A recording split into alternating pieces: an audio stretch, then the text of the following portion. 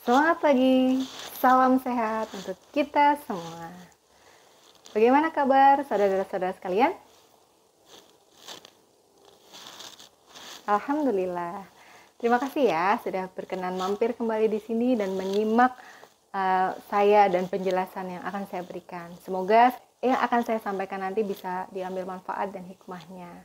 Kali ini saya akan membahas tentang yang disebut kolik ya. Kemarin udah pernah saya singgung tentang kolik. Sekarang kita bahas ya, apa sih sebenarnya kolik itu? Ini terutama terjadi pada bayi ya, atau anak di bawah usia 1 tahun lebih seringnya. Kolik adalah rasa nyeri perut yang memelintir dan biasanya hilang timbul akibat organ dalam perut yang berongga mengalami spasme atau kejang akibat rangsangan tertentu. Utamanya karena ada distensi atau membesarnya rongga di dalam perut. Pada dewasa, kolik ini sering terjadi pada keadaan seperti ileus, baik ileus paralitik maupun ileus obstruktif, batu saluran kemih, dan lain sebagainya. Yang ciri khasnya ada kolik adalah nyerinya itu sampai membuat kita itu sampai berguling-guling saking sakitnya ya. Sedangkan pada bayi, kolik ini ditandai dengan bayi yang menangis, keras marah, rewel, selama bisa sampai totalnya 3 jam atau lebih sehari. Lebih dari 3 kali dalam seminggu, selama 3 minggu lebih. Hal ini bisa dimulai dari bayi mulai lahir sampai usia 6 bulan. Dengan kata lain, saat bayi sudah mulai matang saluran pencernaannya, yaitu pada umumnya pada usia 6 bulan, karena sudah matang, maka siap untuk mencerna makanan, maka kolik akan dengan sendirinya hilang. Kapan sih dok bayi kita curigai ada kolik? Ciri-cirinya sebagai berikut. Yang pertama, kedua tangannya mengepal, badannya diringkukkan, lututnya itu atau kaki naik menuju ke perut, ya, dia meringkuk gitu, wajahnya memerah, karena tadi meringkuk maka punggungnya akan melengkung.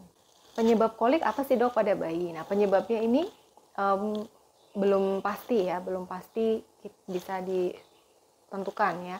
Kemungkinan besar adalah karena belum matangnya saluran pencernaan pada bayi. Bisa juga karena adanya gangguan pencernaan seperti akumulasi gas atau kembung, usus yang sensitif terhadap protein, usus yang sensitif pula terhadap gula, dan susu formula atau biasa kita bilang intoleransi laktosa.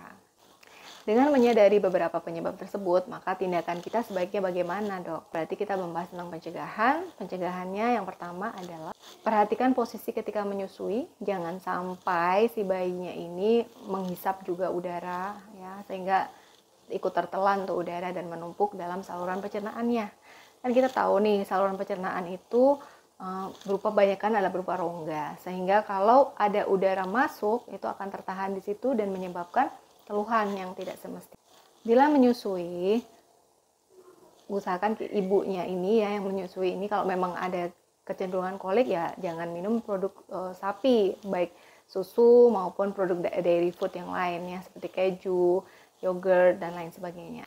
Hindari pula ibu yang menyusui untuk mengonsumsi teh, kopi, serta makanan pedas juga bersantan yang susah dicerna. Dan jika bayinya ini diberi susu formula, kalau sudah ketahuan dia sering kolik, maka stop penggunaan dairy product atau susu sapi dan gunakan susu yang hipoalergenik atau menggunakan susu kedelai. Setelah menyusui, jangan lupa menyindawakan bayi ya.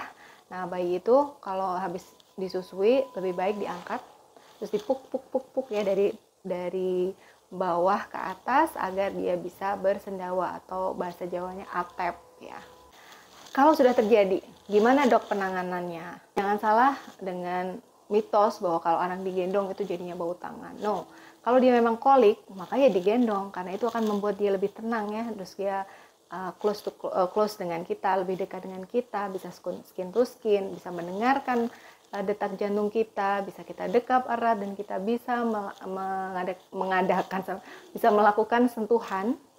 Ya, kita bisa melakukan sentuhan pada bayi kita ya, terutama pada ibu.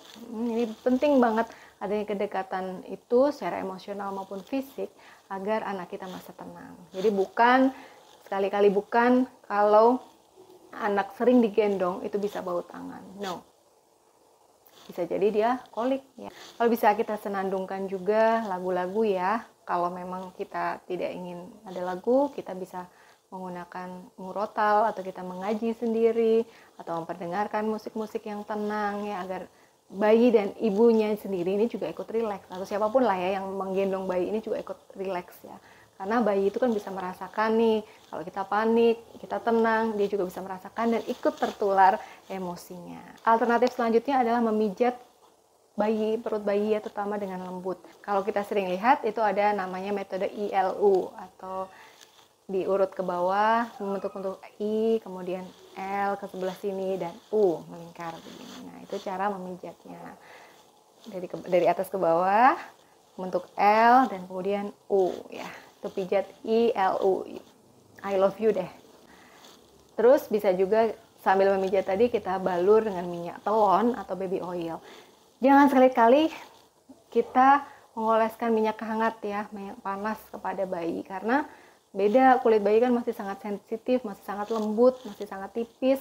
Kalau kita kasih minyak kayu putih aja, hati-hati, dia bisa merah dan bisa meradang malahan.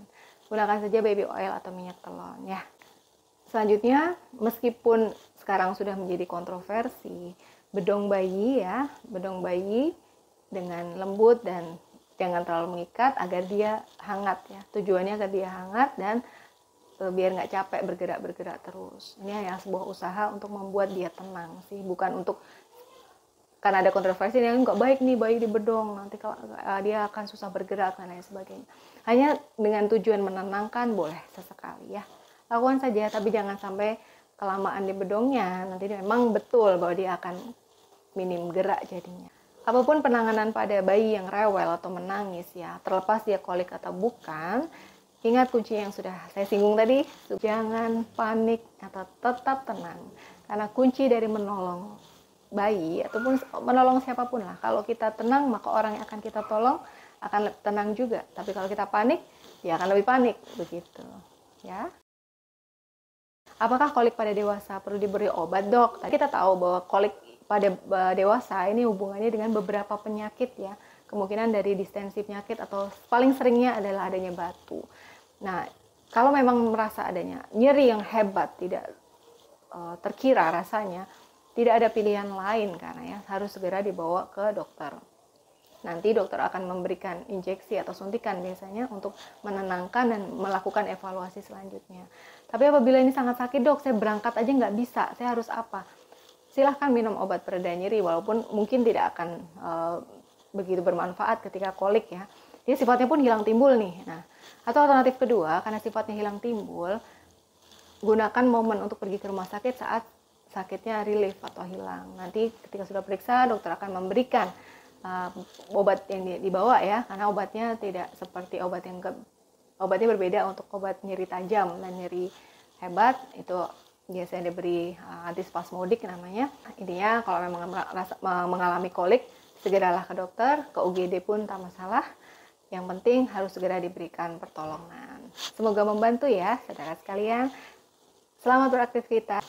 Sampai jumpa di lain kesempatan.